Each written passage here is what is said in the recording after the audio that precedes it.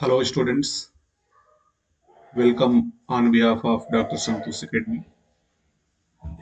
Myself Dr. Santosh Dubey, and today we will discuss the very important topic memoir, travelogue, periodical and formal essay. Periodical means periodical essay and formal essay.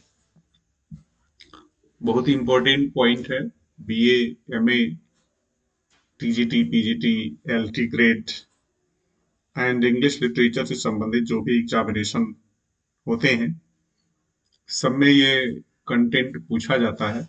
आज हम इसी पर चर्चा करेंगे।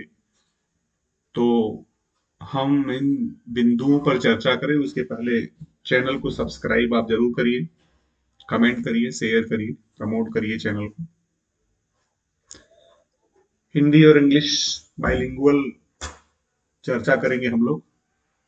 तो आइए सबसे पहले हम मेमोर को देखते हैं। मेमोर मतलब मेमोरी से संबंधित है। ये मेमोर क्या होता है, यानी कि मेमोर का क्या रोल है। संस्मरण इसको हिंदी में कहते हैं। तो इंग्लिश में ये क्या होता है, ऑटोबायोग्राफी टाइप का होता है। ऑटोबायोग्राफी का ही सब फॉर्म है, ये आप कह सकते हैं। आइए देखते हैं मीनिंग एंड कॉन्सेप्ट मेमोर का। Memoir is a literary form of non fiction prose in which the writer narrates personal experience, memories and reflections associated with a particular period, event or relationship of life। देखिए autobiography में भी आपने यही पढ़ा होगा कि autobiography जो होती है वह लेखक का व्यक्तिगत अनुभव होता है, उसकी मेमोरीज होती हैं और उसका अपना विचार होता है। लेकिन वो ऑटोबायोग्राफी अबाउट द लाइफ होता है। और मेमोर जो होता है that is associated with particular period, मतलब जीवन के किसी खास समय, इवेंट, घटना और जीवन के रिश्तों से संबंधित होता है। यानी कि मेमोर जो होगा वह किसी खास समय, घटना या संबंध के परस्पेक्ट में होगा।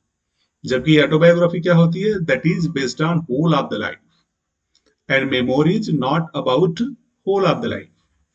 मेमोर जो होता है वो पूरे जीवन से संबंधित नहीं होता, बल्कि लेखक के किसी खास जीवन खंड से, किसी खास जीवन की घटना से और किसी खास संबंधों से संबंधित होता है।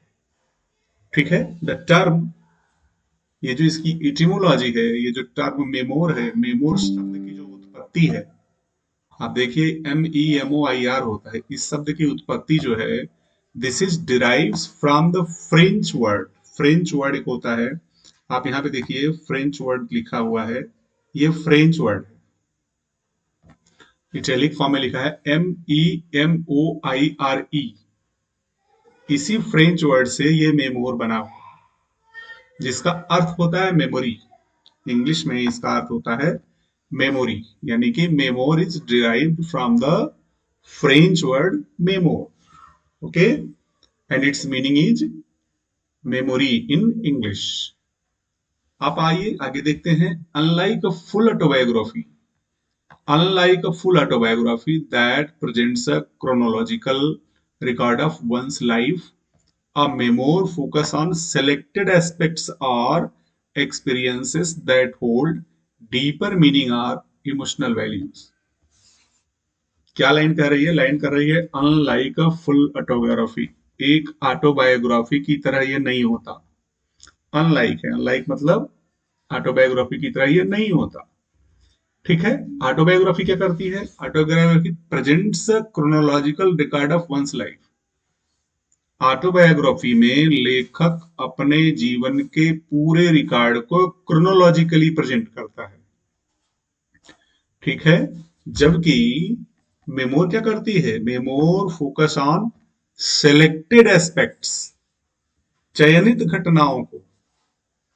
कुछ समय की चयनित घटना हो सकती है, कुछ समय का अनुभव हो सकता है, यानी कि जीवन का संपूर्ण खंड नहीं होता, बल्कि जीवन के कुछ चयनित कालखंड की घटनाएं या अनुभव इसमें होता है। किसमें?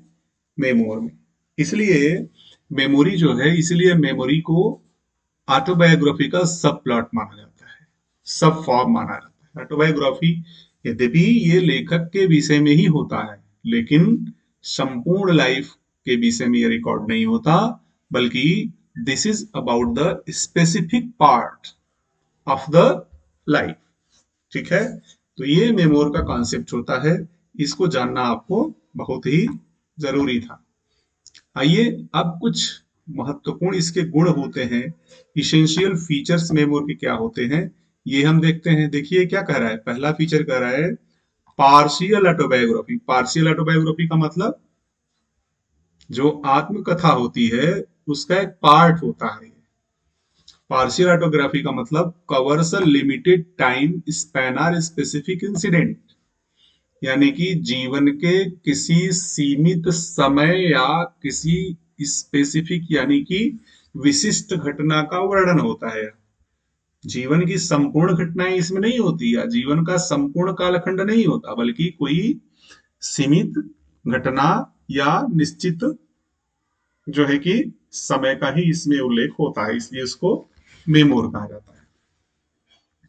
सेकेंड करेक्टर क्या होता है इसके, सब्जेक्टिव प्रेजेंटेशन।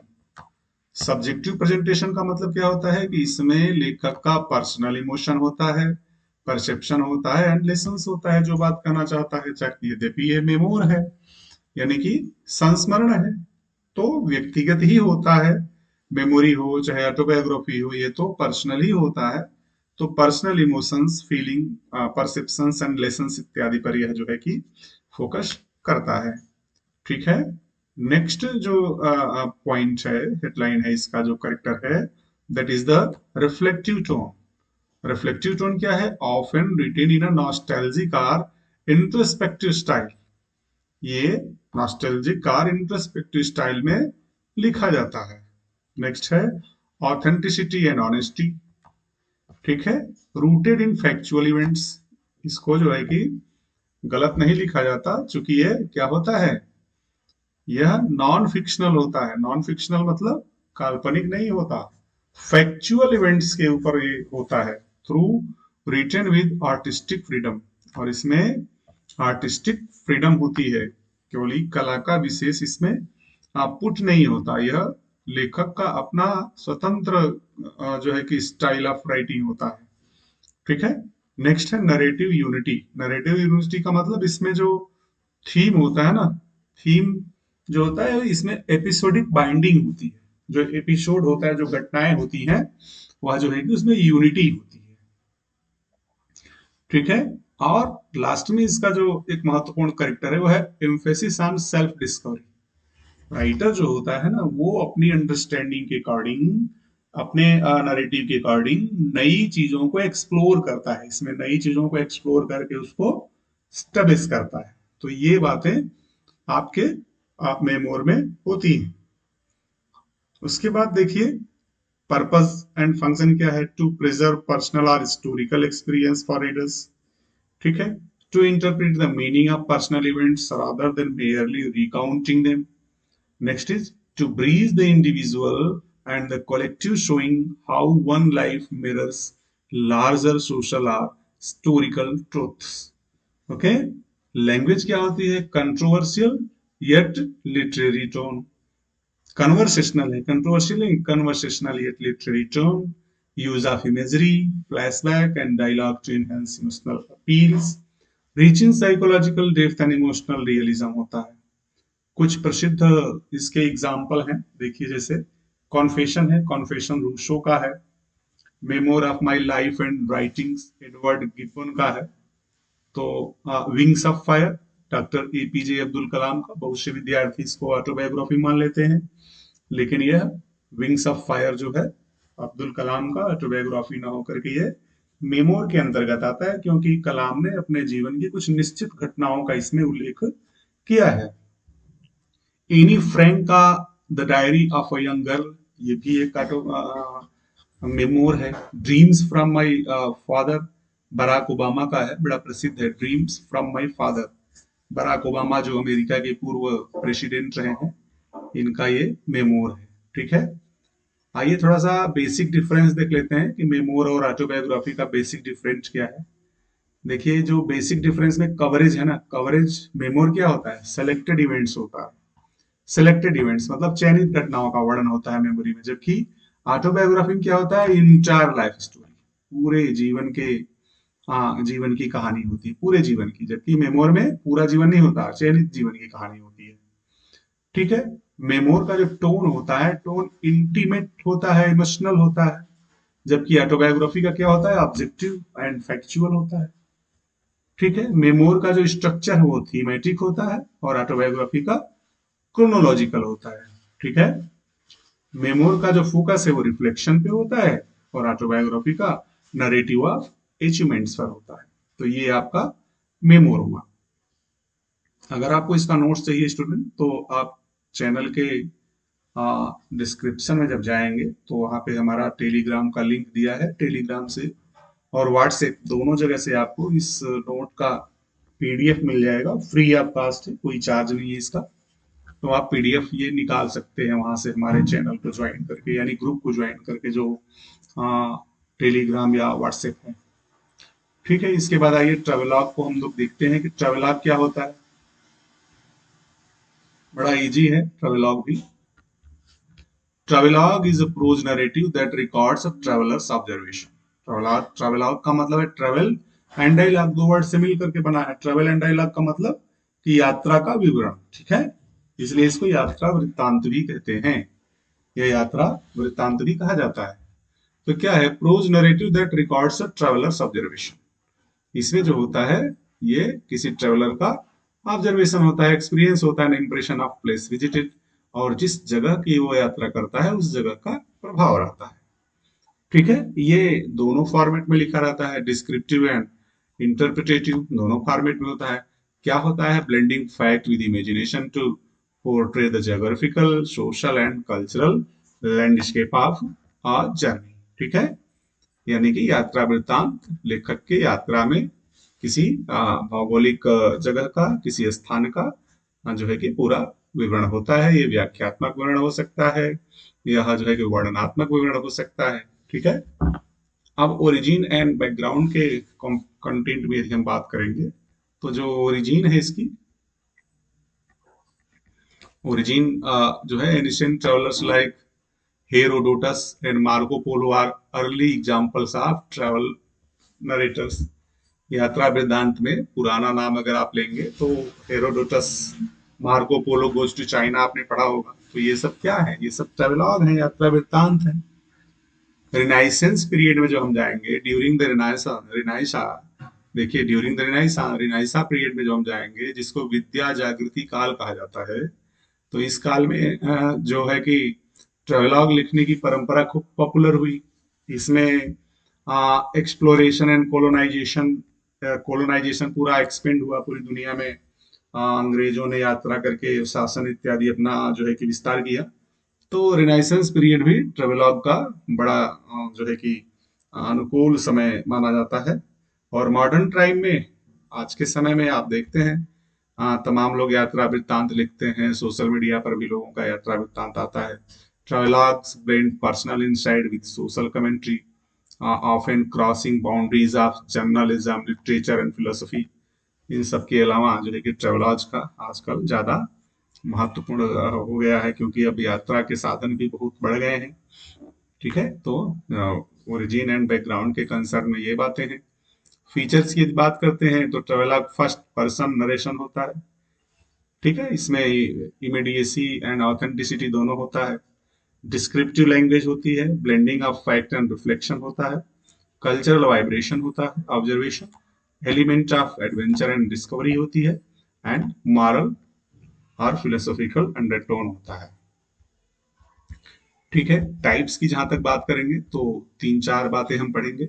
देखिए, एक्सप्लोरेटरी ट्रेवलॉग होता है जिसमें जोग्राफिकल डिस्कवरी की बात हो जाती है, जैसे travel of Marco Polo. Marco Polo goes to China जो होता है ना, वो जोग्राफिकल डिस्कवरी की बात किया है।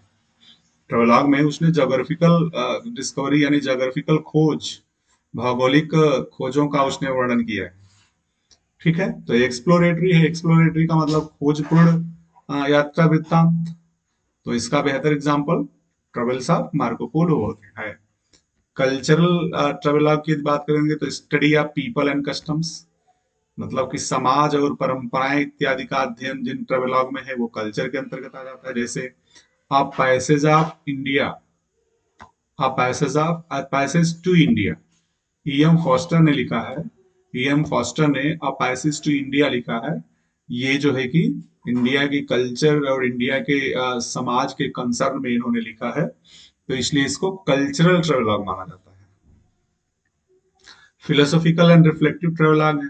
फिलोसॉफिकल एंड रिफ्लेक्टिव ट्रेवलॉग में क्या होता है? Inner journey and moral insight, आंतरिक यात्रा और नैतिक दृष्टिकोण जो है ये दिखाया जाता है। जैसे travels with donkey in the Cevennes, ये भी एक फिलोसॉफिकल एंड रिफ्लेक्टिव आइडियाज है इसमें। ठीक है, और स्पिरिचुअल ट्रेवलॉग भी होता है, ट्रांसफॉर्मेशन थ्रू पिलग्रिमेज, अध्यात्म के आधार पे यात्रा, तीर्थ यात्रा, जो तीर्थ स्थल वगैरह होते हैं उनके माध्यम से जो है कि एक ट्रांसफॉर्मेशन, परिवर्तन करने की जो कला होती है साहित्य की, वो स्पिरिचुअल ट्रेवलॉग के अंतर्गत आती है। जैसे 7 years इन तिब्बत, हेनरिच हेरर का है, बड़ा प्रसिद्ध ट्रेवलॉग है 7 years इन तिब्बत। ठीक है, तो ये ट्रेवलॉग के महत्वपूर्ण पार्ट हैं, यानी कि काइंड्स हैं, टाइप्स हैं: exploratory, cultural, philosophical and reflective, spiritual. ठीक है, आइए कुछ एग्जांपल्स की भी बात कर लेते हैं। The innocent abroad, Mark Twain का है। Travels with donkey in the Cevennes, Robert Louis Stevenson का है। इन पोटेगोनिया, ब्रूस चैटविन का है। A passage to India, EM Forster's का है। India a millennium mutinies, now VS Naipaul का है। तो ये आपके ट्रेवलॉग रहे स्टूडेंट। तो आज हमने ट्रेवलॉग की बात की। अब इसके बाद अगले दिन हम पीरियोडिकल एंड फॉर्मल एशे की बात करेंगे। चैनल को आप सब्सक्राइब जरूर कर लीजिए। फिर हम अगले दिन ये पुनः डालेंगे जिसमें आपका फॉर्मल एंड पीरियोडिकल एशे की हम चर्चा करेंगे। तो आज के लिए बस इतना ही, शेष के लिए हम फिर मिलेंगे। तब तक के लिए नमस्कार।